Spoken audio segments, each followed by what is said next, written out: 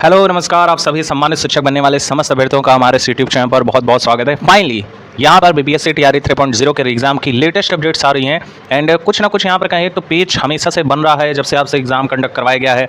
यहाँ तक कि हमारा जो प्रीवियस वाला एग्जाम जो रद्द किया गया था उसके बाद यहाँ 6 मंथ का समय लग गया दोबारा से एग्जाम कंडक्ट करवाने में, और उसके बाद भी यहाँ पर आंसर की में ये घपला देखने को मिला है। बेल्ट्रॉन कंपनी वगैरह को सब कुछ दे दिया गया है एंड यहाँ पर दोबारा से जो आयोग का कहना है स्पष्टीकरण के तौर पे जो वो कह रहा है उससे 2-4 दिन एक्स्ट्रा ही डिले देखने को मिल रहा है। इसलिए इसी के सिलसिलेवार साथियों यहाँ पे बहुत बड़ी अपडेट निकल कर आ रही है। खास तौर पे ये जो अपडेट है ये आपके रिजल्ट को सीधा सीधा प्रभावित करेगा। यहाँ पे अगर देखें तो यहाँ पर एक पेज फंस चुका है महिला आरक्षण को लेकर। शायद से आप सभी लोगों में से कई सारे लोग ये बात जान रहे होंगे, लेकिन इसमें हम पीआरटी, जूनियर, टीजीटी, पीजीटी सभी वर्ग की एक खास बात करने वाले हैं एंड सभी वर्ग इससे काफ़ी ज़्यादा इफेक्ट होने वाला है। एंड इसी के साथ ही साथ कितने नंबर पाने वालों का फाइनल सिलेक्शन हो जाएगा। और इसी के साथ ही साथ साथियों हमारे पास एक अपडेट निकल कर आ रही है कि पीजीटी का जो रिवाइज आंसर की रिलीज़ हुआ है उसमें ये कहा जा सकता है कि आयोग ने बहुत बड़ी यहाँ पर भूल की थी जब उन्होंने एग्जाम कंडक्ट करवाया था। आंसर की उन्होंने जब रिलीज़ की, यहाँ पर फाइनली आयोग के द्वारा 7 प्रश्नों पे चेंजेस केवल संस्कृत वर्ग में ही देखने को मिल रहे हैं। इसी के साथ ही साथ जो अन्य है जैसे अरबिक है, पर्शियन है, जो भी ये सब्जेक्ट्स हैं उसमें ऐसा देखा जा रहा है कि उतार चढ़ाव जरूर से 2 से 4 अंकों का देखने को मिला है। खासतौर पे डिलीटेड प्रश्नों की संख्या काफ़ी ज़्यादा है और सेम यही चीज़ हमें जूनियर में भी देखने को मिली थी। ये पैटर्न सेम देखने को मिल रहा है एंड यहाँ पर अगर देखें तो पीआरटी में भी सेम पैटर्न देखने को मिला। 4 से 5 प्रश्नों का हेर फेर लगभग हर विषय में यहाँ पर किया गया है आयोग के द्वारा। तो इतनी बड़ी चूक कैसे हो सकती है? एक इतनी बड़ी संस्थान जो पेपर कंडक्ट करवाती है, बीपीएससी जैसे संस्थान जो यहाँ पे पीसीएस लेवल का एग्जाम कंडक्ट करवाती है, उसके द्वारा कैसे एक्सपर्ट्स को बैठाया जा रहा है कि रिवाइज्ड आंसर की और आंसर की रिलीज होने में 7 प्रश्नों का डिलीशन देखने को मिल जा रहा है। How this is possible? And यहाँ पर अगर हम देखें तो एक पेज फंस चुका है साथियों। टीआरई 1 भी इससे अफेक्टेड है, 2 भी है, 3 भी है, और इसी के साथ ही साथ कहें तो टीआरई 4 भी इससे अफेक्टेड होता हुआ दिखाई दे सकता है। लेकिन फाइनल कंक्लूजन क्या है ये भी हम आपको बताने वाले हैं।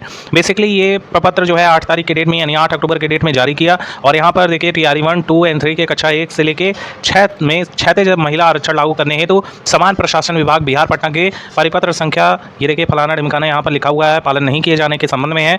एंड यहाँ पर स्पष्टीकरण के रूप से देखिए यहाँ पर समझ नहीं पाएंगे आप। बेसिकली ये जो पत्र है इसमें स्पष्टीकरण हम दे देते हैं। देखिए आप सभी लोगों को पता है कि महिला आरक्षण लगभग हर वर्ग में, चाहे आप ईबीसी से हो, बीसी से हो, एससी से हो, एसटी से हो, ईडब्ल्यूएस से हो, 50% का आरक्षण, यूआर कैटेगरी में इवन यहाँ तक दिया गया है 50% का आरक्षण।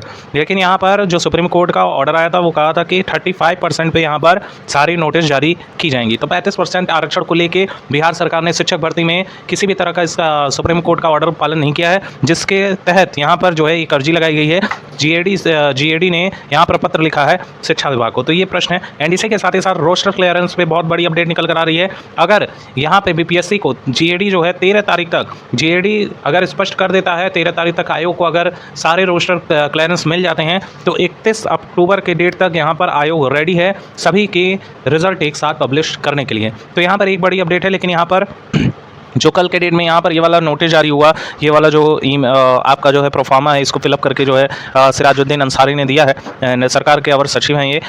यहाँ पर अगर देखें तो कहीं ना कहीं ये वाला जो पेज है ये लड़ता हुआ नजर आ रहा है। हालांकि इसका कोई भी इफेक्ट आपको देखने को नहीं मिलेगा क्योंकि नीतीश कुमार जी ने शिक्षा विभाग में जो वैकेंसियाँ आई हैं टीआरई 1, टीआरई 2 या टीआरई 3 को लेकर पहले स्पष्ट किया था कि महिला आरक्षण यहाँ पर 50% का हम लागू करके यहाँ पर ये चीज़ें देंगे। इसमें सुप्रीम कोर्ट का किसी भी तरह का उल्लंघन देखने को नहीं मिल रहा है क्योंकि ये सरकार के ऊपर अपना एक जो है डिसीजन हो सकता है कि महिला आरक्षण को कितना प्रतिशत वो देना चाहते हैं। तो यहाँ पे 50% आरक्षण को लेके ही सारा मामला आगे बढ़ेगा। तो डेफिनेटली यहाँ पर कोई भी घबराने की जरूरत नहीं है। हालांकि महिलाओं का यहाँ पर बेनिफिट ही देखने को मिलेगा 50% आरक्षण को लेकर। तो हॉरिजेंटल एंड वर्टिकल जो आरक्षण होता है उसमें काफ़ी ज़्यादा डिलेमा है, कई सारे अभ्यर्थी इसको नहीं जानते हैं। तो देखिए पहले जो सुप्रीम कोर्ट का ऑर्डर आया था उसमें कहा गया था पहले वर्टिकल वाला फॉलो किया जाएगा एंड देन जो है हॉरिजेंटल वाला जो है जो क्षैतिज आरक्षण होता है उसको जो है फॉलो किया जाएगा। तो यहाँ पर हॉरिजेंटल एंड वर्टिकल आरक्षण क्या है, जैसे कि यूआर कैटेगरी जो ओपन सीटें होती हैं इसमें ओपन सीटें अगर 100 हैं और यहाँ पर कोई एससी, ईबीसी या बीसी या ईडब्ल्यूएस कैंडिडेट का महिला कैंडिडेट जो है फॉलो कर रही है इसको,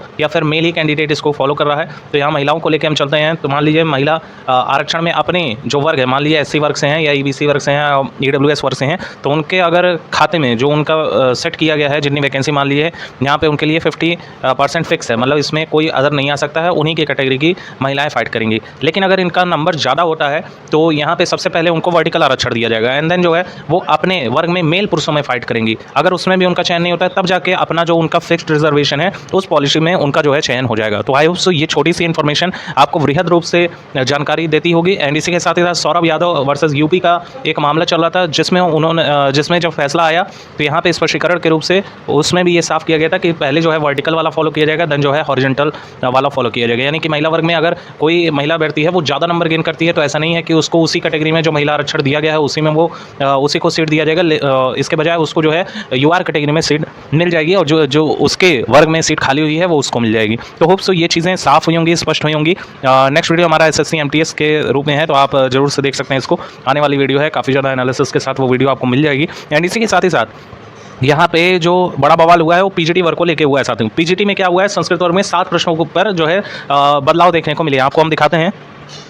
तो यहाँ आप देखिए तो कल देर शाम में हमारा काफ़ी विलम्ब से यहाँ पर एक दिन डिले ही हुआ है आंसर की। एक दिन क्या कहें तो ये तो पहले ही था कि 27 तारीख को ही रिलीज़ हो जाएगा, 25 को रिलीज़ हो गया, 15 तारीख को ही रिलीज़ कर रहे थे ये लोग। तो फाइनली एक महीने एक्सटेंड ही लगभग 1 महीने का किया गया एक्सटेंशन, इसमें भी देखने को मिला है। एंड यहाँ पर आप देखिएगा संस्कृत, पाली, अरबिक, पर्शियन और सोशलॉजी एंड फिलॉसफी के आंसर की को जारी किया है। बल्कि और जो अदर यहाँ पे सब्जेक्ट हैं जैसे आपके यहाँ पे देखने को नहीं मिल रहा है, अगर हमसे भूल हुई हो तो माफ़ कीजिएगा, लेकिन हमें तो देखने को नहीं मिल रहा है यहाँ पे कहीं। तो यहाँ पे अभी इंग्लिश का और जो बाकी वर्ग हैं जैसे मैथ एंड साइंस है इनका जो है अभी यहाँ पर रिलीज़ नहीं किया है। इसमें भी आयोग ने थोड़ा समय मांगा हुआ है। अब ये पहले ही रिलीज़ हो गया होगा तो जरूर से आप कमेंट सेक्शन बताइएगा, लेकिन अभी तक हमारी जानकारी में ऐसा कुछ भी रिलीज़ नहीं हुआ है जो पीजीटी वर्ग के इन वर्गों को बताता है। तो थोड़ा समय लगेगा, लेकिन आज या कल में आप लोगों के अगर नहीं रिलीज़ हुए होंगे तो आज या कल में रिलीज़ आयोग कर देगा। और बचा हुआ आंसर की जो डांस वाला था 9 to 10 का यहाँ पर रिलीज़ किया है आयोग ने। लेकिन बड़ी बात जो है वो साथियों ये है कि संस्कृत वर्ग में आप देखिएगा यहाँ पे काफ़ी ज़्यादा चेंजेस देखने को मिले। इसी के साथ ही साथ संस्कृत वर्ग में 6 to 8 में भी ज़्यादा चेंजेस हुए, लगभग 8 प्रश्नों पर वहाँ पे बदलाव देखने को मिले हैं। तो यहाँ पर कहें तो आयोग के पास जो एक्सपर्ट्स हैं वो कहीं ना कहीं संस्कृत वर्ग में जो भी एक्सपर्ट हैं उनके वो सही तरीके से कार्य नहीं कर पा रहे हैं, जिसकी वजह से इतनी ज़्यादा त्रुटियाँ देखने को मिली। ये तो लैंग्वेज वाला है, यहाँ पे इसको हम स्किप करते हैं। आप देखिएगा पहला प्रश्न यहाँ पर डिलीट हुआ है जीके जीएस में, फर्स्ट प्रश्न डिलीट हुआ है, एक यहाँ पर चेंज हुआ है, ये देखिए दूसरा डिलीट हुआ है, ये तीसरा, ये चौथा, एंड यहाँ पर 5वां, 6वां, 7वां, 7 प्रश्न डिलीट हुए हैं, एक प्रश्न चेंज हुआ है। तो आप सोचिएगा कि इतना ज़्यादा जो है बदलाव देखने को मिल रहा है। अब इसी के साथ ही साथ कोई अभ्यर्थी जो 80 नंबर पा रहा था उसके जो है कम हो गए होंगे, क्योंकि मान लीजिए वो इन सभी प्रश्नों को सही करके 80 नंबर पा रहा होगा। लेकिन जब यहाँ पर डिलीट हुए हैं तो काफ़ी ज़्यादा अभ्यर्थियों को उसके जो है नंबर का बेनिफिट मिल गया है। जिन अभ्यर्थियों का वो प्रश्न गलत था वो भी 80 नंबर के अप्रॉक्स पहुँच गए हैं। तो वो अभ्यर्थी तो पहले ही 80 पे था।